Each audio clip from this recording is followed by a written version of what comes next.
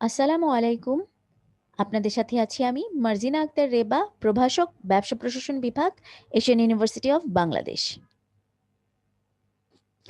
আজকে আমরা যে কোর্সটা পড়ব, কোর্সটার টাইটেল প্রিন্সিপালস অফ ম্যানেজমেন্ট, অর্থাৎ ব্যবস্থাপনায় নীতিমালা। এবং যে টপিকটা পড়ব সে টপিকটা হচ্ছে প্ল্যানিং বা পরিকল্পনা। তো আসুন জেনে নিই এই প্ল্যানিং বা পরিকল্পনার মধ্যে কি কি আছে। নাম্বার 1, প্রথমেই আমাদের জেনে নিতে হবে পরিকল্পনা বলতে আমরা কি বুঝি।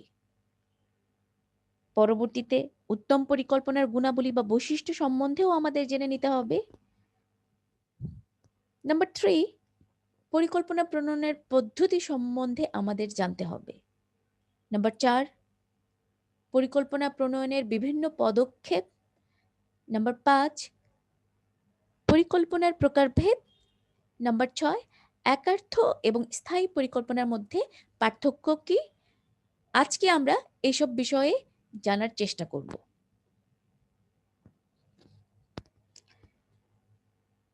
আসুন আমরা শুরু করি পরিকল্পনা কাকে বলে সেটা দিয়ে। What is meant by planning? ভবিষ্যতের কার্যক্রমের পূর্ব নির্ধারিত নকশা বা চিত্রকে পরিকল্পনা বলে।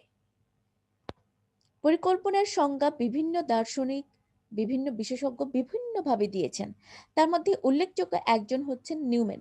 নিউম্যান বলেন, ভবিষ্যতে কি করতে হবে তার অগ্রিম সিদ্ধান্ত গ্রহণই হলো পরিকল্পনা। অর্থাৎ পরিকল্পনা হলো আগেভাবে চিন্তা ভাবনা করে দাঁড় করিয়ে রাখা কর্মসূচি। টেড এবং ফ্র্যাঙ্কলিন বলেন, পরিকল্পনা হলো প্রাতিষ্ঠানিক উদ্দেশ্যাবলী অর্জনের জন্য প্রয়োজনীয় কাজ কি করতে হবে এ সম্পর্কে ধারণা তৈরি এবং বিষয়বস্তু নির্দিষ্ট করা।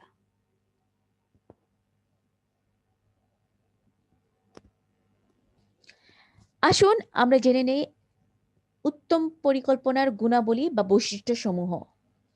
Qualities or features of a good plan. 1 number, সুস্পষ্ট উদ্দেশ্য। পরিকল্পনার মধ্যে অবশ্যই আমরা কি জন্য পরিকল্পনাটা প্রণয়ন করতেছি সেই উদ্দেশ্যটা সুনির্দিষ্টভাবে বলে দেয়া থাকতে হবে। 2 নাম্বার, সহজবোধ্যতা। যে কোনো পরিকল্পনা বাস্তবায়নের জন্য সমন্বিত প্রয়াসের প্রয়োজন। সেজন্য একটা পরিকল্পনা যখন করা হয় সেই পরিকল্পনাটা এমনভাবে করা উচিত যেন প্রতিষ্ঠানের একদম সর্বোচ্চ পর্যায় থেকে আরম্ভ করে সর্বনিম্ন পর্যায়ে যারা আছেন তারা খুব সহজেই পরিকল্পনাটা বুঝতে পারেন। 3 নাম্বার, সমন্বয় এবং যোগসূত্র। পরিকল্পনা অবশ্যই সমন্বয় এবং যোগসূত্র অন্তর্ভুক্ত করতে হবে। আপনি যে পরিকল্পনাটা করবেন সেই পরিকল্পনার মধ্যে অবশ্যই আপনার প্রতিষ্ঠানের বিভিন্ন বিভাগ বা বিভিন্ন ডিপার্টমেন্টের মধ্যে সমন্বয় এবং আপনার সাথে যারা জড়িত, আপনার কাস্টমার, আপনার সাপ্লায়ার, সবার সাথে যোগসূত্র রাখার ব্যবস্থা থাকতে হবে আপনার পরিকল্পনার মধ্যে। নাম্বার 3, নিরবিচ্ছিন্নতা। আপনি যে পরিকল্পনাটা করবেন সেটা অবশ্যই নিরবিচ্ছিন্ন হতে হবে। দ্যাট মিনস আপনি 1 বছরের জন্য যদি পরিকল্পনা করেন তাহলে আপনার পরিকল্পনার মধ্যে অবশ্যই জানুয়ারি, ফেব্রুয়ারি থেকে আরম্ভ করে ডিসেম্বর পর্যন্ত কোন মাসে আপনি কি করবেন সেটা সুনির্দিষ্ট করে থাকা উচিত। পরিকল্পনাটা অবশ্যই এমন হওয়া উচিত না যে আপনি জানুয়ারি থেকে এপ্রিল পর্যন্ত কি করবেন সুনির্দিষ্টভাবে বলা আছে, অথচ মে থেকে জুন পর্যন্ত আপনি কি কাজ করবেন বা কোন জিনিসের উপর গুরুত্ব দিবেন সে বিষয়ে কোনো দিক নির্দেশনা নাই। আবার জুলাই থেকে ডিসেম্বর পর্যন্ত সুনির্দিষ্ট দিক নির্দেশনা আছে। পরিকল্পনাটা কখনোই এই রকম বিচ্ছিন্ন হওয়া উচিত নয়। নমনীয়তা বা ফ্লেক্সিবিলিটি। সময়ের সাথে সাথে সবকিছুই পরিবর্তন হচ্ছে। আমরা একবার যে পরিকল্পনা করি সময়ে সময়ের সাথে সাথে যে পরিবর্তনগুলো হচ্ছে সেই পরিবর্তন অনুযায়ী মানুষের চাহিদা, আশা, আকাঙ্ক্ষাও পরিবর্তিত হচ্ছে।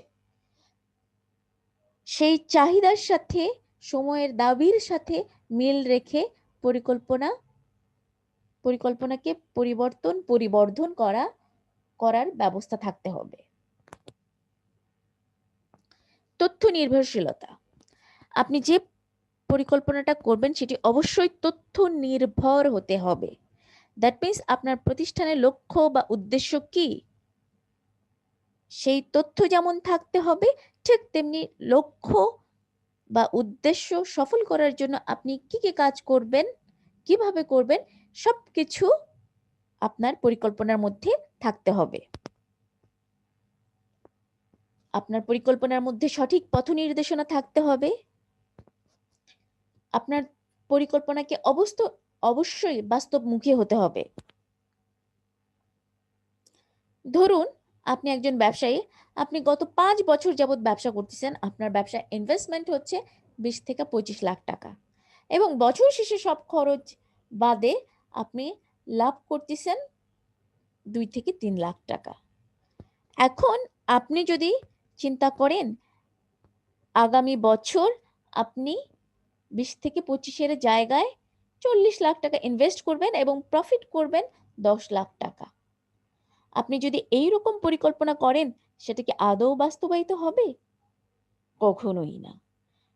যেখানে গত 5 বছরে আপনি 20 থেকে 25 লাখ টাকা বিনিয়োগ করে প্রফিট করেছেন 2 থেকে 3 লাখ টাকা, সেখানে আপনি যখন আপনার মূলধন বাড়াচ্ছেন 40 লাখ টাকা, 40 লাখ টাকা থেকে আপনার প্রফিট ডাবল হতে পারে, খুব বেশি হলে ডাবল বা দ্বিগুণ হতে পারে।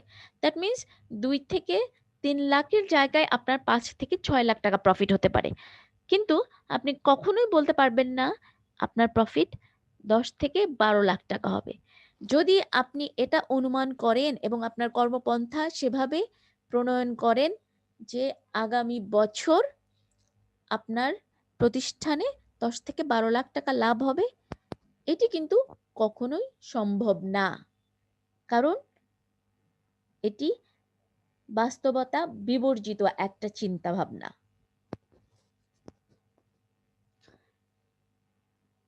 তারপরে আছে সমতা। পরিকল্পনার মধ্যে আপনার প্রতিষ্ঠানে যে কর্মী বাহিনী আছে তাদের সবার ক্ষেত্রে সমতা বিধান করতে হবে। এক্ষেত্রে কাজের সমতার কথা বলেন, সম্মানের সমতার কথা বলেন বা অন্যান্য সুযোগ সুবিধার সমতার কথা বলেন, আপনার পরিকল্পনায় অবশ্যই আপনার কর্মী বাহিনীদের মধ্যে সকল বেনিফিট সমানভাবে ডিস্ট্রিবিউট করতে হবে। গ্রহণযোগ্যতা। আপনি এমন কোনো পরিকল্পনা গ্রহণ করবেন না যেটা আপনার প্রতিষ্ঠানে যারা কাজ করেন বা প্রতিষ্ঠানের সাথে যারা জড়িত তাদের কাছে অগ্রহণযোগ্য হয়। এরপরে আছে স্বল্প ব্যয় সাপেক্ষ। ব্যবসার উদ্দেশ্য হচ্ছে খরচ কমানো এবং মুনাফা বাড়ানো। এখন আপনি এমন একটা পরিকল্পনা করে যদি বসেন সেটা খুবই ব্যয় সাপেক্ষ, তাহলে কিন্তু আপনার ব্যবসার যে উদ্দেশ্য সেই উদ্দেশ্যটাতে কিন্তু কখনোই সফল হবে না। সেজন্য আপনি যে পরিকল্পনাটা করবেন, পরিকল্পনাটা প্রণয়ন এবং বাস্তবায়নের ক্ষেত্রে স্বল্প ব্যয় এই জিনিসটা মাথায় রাখতে হবে, বা ব্যয়টা যেন স্বল্প হয় এই জিনিসটাকে মাথায় রেখে যাবতীয় কাজ করতে হবে। এরপরে আছে আপনার প্রতিষ্ঠানের যাবতীয় উপাদানের সম্পূর্ণ সদ্ব্যবহার। ধরুন আপনি একটি হসপিটাল পরিচালনা করেন, হসপিটালে আপনার এক্স-রে মেশিন আছে কিন্তু আপনি ব্যবহার করতেছেন না। দ্যাট মিন্স যদি কোনো হাড় ভাঙা রোগী আসে, আপনি কিন্তু তার রোগটা ডিটেক্ট করতে পারবেন না। দ্যাট মিন্স রোগটা নির্ণয় করতে পারবেন না, তাকে চিকিৎসা দিবেন কোত্থেকে? তার মানে হাসপাতালের যদি উদ্দেশ্য হয়ে থাকে সেবা দেয়া, আপনার কাজটা কিন্তু ব্যাহত হচ্ছে। কারণ আপনি আপনার যে উপকরণ আছে এক্স-রে মেশিন, সেটা সদ্ব্যবহার আপনি করতেছেন না। এরপরে আসুন আমরা পরিকল্পনা প্রণয়নের পদ্ধতি সম্বন্ধে একটু ধারণা নিই। স্বীয় অভিজ্ঞতা ভিত্তিক পরিকল্পনা পদ্ধতি। এরূপ পদ্ধতিতে নির্বাহী তার স্বীয় অভিজ্ঞতার আলোকে নিজস্ব চিন্তা ভাবনা যোগ করে পরিকল্পনা প্রণয়ন করে থাকেন। এখানে নির্বাহী বলতে ব্যবস্থাপক বা ব্যবস্থাপনা পরিচালককে বোঝাচ্ছে। ব্যবস্থাপনা পরিচালক অথবা ব্যবস্থাপক অনেক সময় প্রতিষ্ঠান পরিচালনার জন্য নিজের অভিজ্ঞতার আলোকে চিন্তা ভাবনা করে পরিকল্পনা প্রণয়ন করতে পারেন। অনুকরণীয় পদ্ধতি। সমজাতীয় সফল কোনো প্রতিষ্ঠান কোন বিষয়ে কি ধরনের পরিকল্পনা নিচ্ছে তা দেখে যে ধরনের পরিকল্পনা করা হয় বা পরিকল্পনা গ্রহণ করা হয় সেগুলোকে আমরা অনুকরণীয় পরিকল্পনা পদ্ধতি বলতে পারি।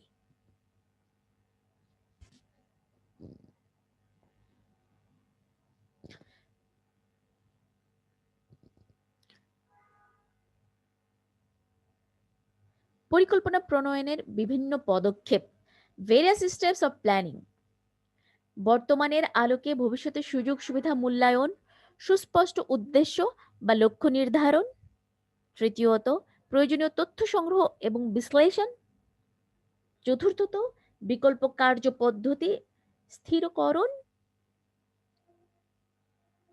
এরপরে বিকল্পসমূহ মূল্যায়ন, তারপরে সর্বোত্তম বিকল্প গ্রহণ, সহায়ক পরিকল্পনা প্রণয়ন, কার্য আরম্ভের সময় এবং কার্যক্রম নির্ধারণ, প্রণীত পরিকল্পনার পরীক্ষা সমূহ প্রয়োগ, কার্যকারিতার মূল্যায়ন ও সংশোধনী ব্যবস্থা গ্রহণ।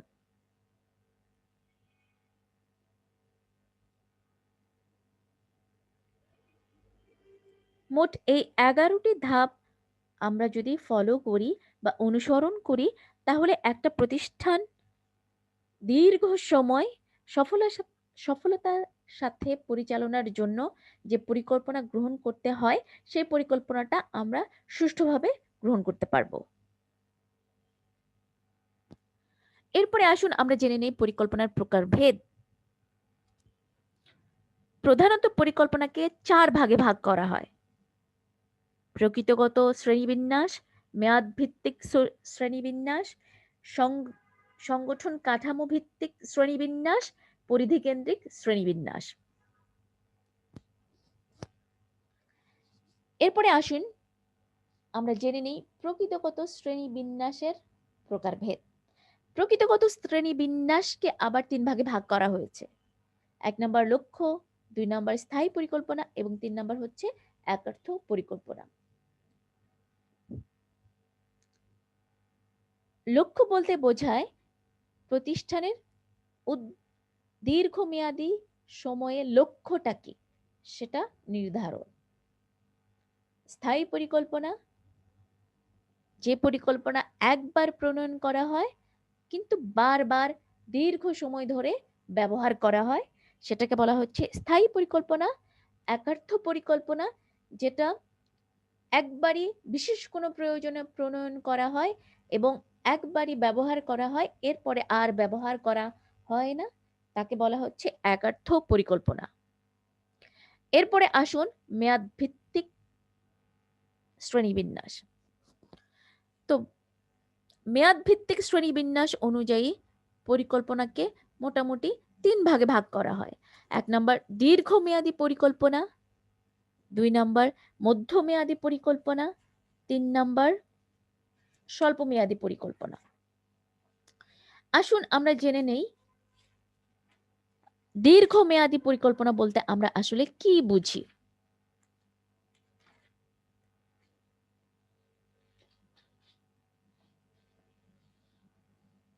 দীর্ঘমেয়াদী পরিকল্পনা বলতে আমরা বুঝি যে পরিকল্পনা 5 বছর বা তার বেশি সময়ের জন্য প্রণয়ন করা হয় সেই পরিকল্পনাটাই হচ্ছে দীর্ঘমেয়াদী পরিকল্পনা।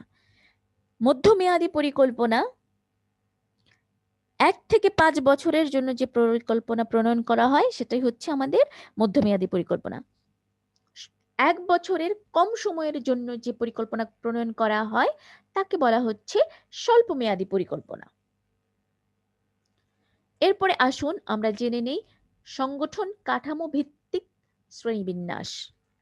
সংগঠন কাঠামো ভিত্তিক শ্রেণীবিন্যাস যখন আমরা পরিকল্পনাকে করি তখন সেখানে আমরা 3টি বিষয় দেখতে পাই।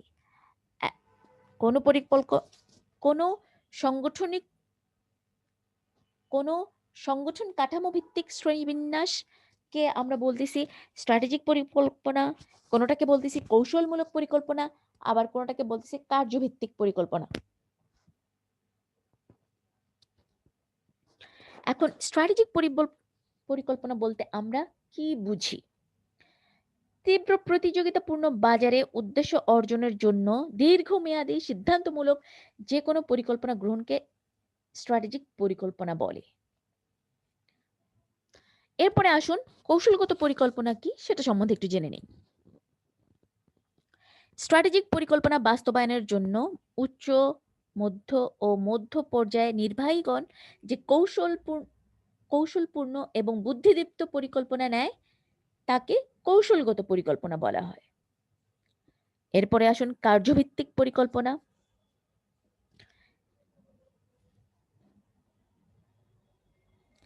মূলত প্রতিষ্ঠানের নিম্ন শ্রেণীতে যারা থাকেন বা নিম্ন মধ্য পর্যায়ে যারা নির্বাহী থাকেন তারা যে পরিকল্পনাটা করেন যে কোনো কাজ বাস্তবায়ন করার জন্য তাকে বলা হচ্ছে কার্যভিত্তিক পরিকল্পনা। এরপরে আসুন পরিধি কেন্দ্রিক শ্রেণীবিন্যাস। পরিধি কেন্দ্রিক শ্রেণীবিন্যাসে আমরা পরিকল্পনাকে 4 ভাগে ভাগ করতে পারি: কর্মকেন্দ্রিক পরিকল্পনা, বিভাগীয় পরিকল্পনা, আঞ্চলিক পরিকল্পনা এবং মহাপরিকল্পনা।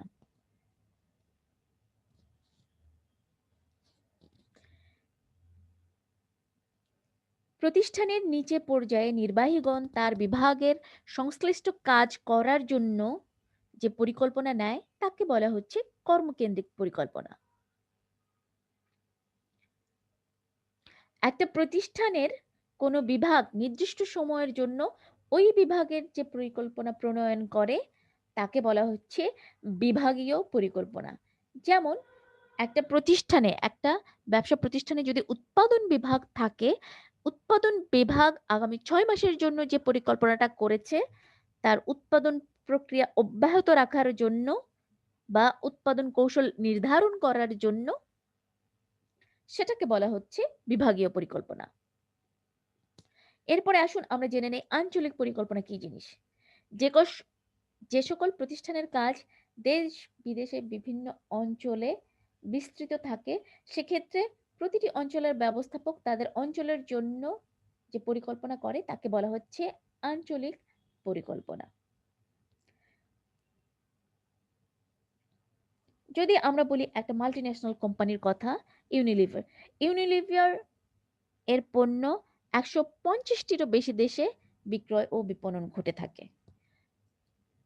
ইউনিলিভার বাংলাদেশে তার পণ্য বিক্রয় ও বিপণনের জন্য এক ধরনের পরিকল্পনা করে, ঠিক তেমনি আফ্রিকান কান্ট্রিগুলোতে তার পণ্য বিক্রয় ও বিপণনের জন্য আরেক ধরনের পরিকল্পনা করে। তো এক এক জায়গায় এক এক ধরনের পরিকল্পনা কার্যকরী হয়ে থাকে। তো এই যে বাংলাদেশের জন্য আলাদা পরিকল্পনা এবং আফ্রিকান কান্ট্রিগুলোর জন্য আলাদা পরিকল্পনা, এই আলাদা আলাদা অঞ্চল ভেদে যে পরিকল্পনা করা হয় তাকে বলা হচ্ছে আঞ্চলিক পরিকল্পনা। এরপরে আসুন আমরা জেনে নেই মহাপরিকল্পনা বলতে কি বুঝি। যে সকল প্রতিষ্ঠানের সামগ্রিকভাবে কোনো পরিকল্পনা গ্রহণ করা হয় সেই পরিকল্পনাগুলোকে বলা হচ্ছে মহাপরিকল্পনা। এই পরিকল্পনা সাধারণত দীর্ঘমেয়াদী হয়ে থাকে। দ্যাট মিন্স এই পরিকল্পনার মাধ্যমে প্রতিষ্ঠানের আপামর জনসাধারণের কল্যাণ হবে, উপকার হবে, চলার দিক নির্দেশনা থাকবে। এরপরে আসুন আমরা জেনে নেই একার্থ এবং স্থায়ী পরিকল্পনার মধ্যে পার্থক্য। ১ নম্বরে আমরা সংজ্ঞাটা একটু দেখে নেই। একার্থ পরিকল্পনা বিশেষ কোনো সমস্যা বা উদ্ভূত পরিস্থিতি মোকাবেলার জন্য যে পরিকল্পনা গ্রহণ করা হয় তাকে একার্থ পরিকল্পনা বলা হয়। স্থায়ী পরিকল্পনা পৌনঃপুনিক সমস্যা সমাধানে বা অপরিবর্তিত অবস্থায় বারে বারে ব্যবহারের নিমিত্তে যে পরিকল্পনা প্রণয়ন করা হয় তাকে বলা হচ্ছে স্থায়ী পরিকল্পনা। ২ নম্বর পরিকল্পনার কার্যকাল। একার্থ পরিকল্পনা নির্দিষ্ট উদ্দেশ্য সাধন বা কাজ সম্পাদনের লক্ষ্যে সাময়িক সময়ের জন্য প্রণীত হয়। এটি একবার প্রণীত হওয়ার পর পরবর্তীতে আর এটা ব্যবহার হয় না। স্থায়ী পরিকল্পনার কার্যকাল কেমন হতে পারে সেটা একটু জেনে নেই।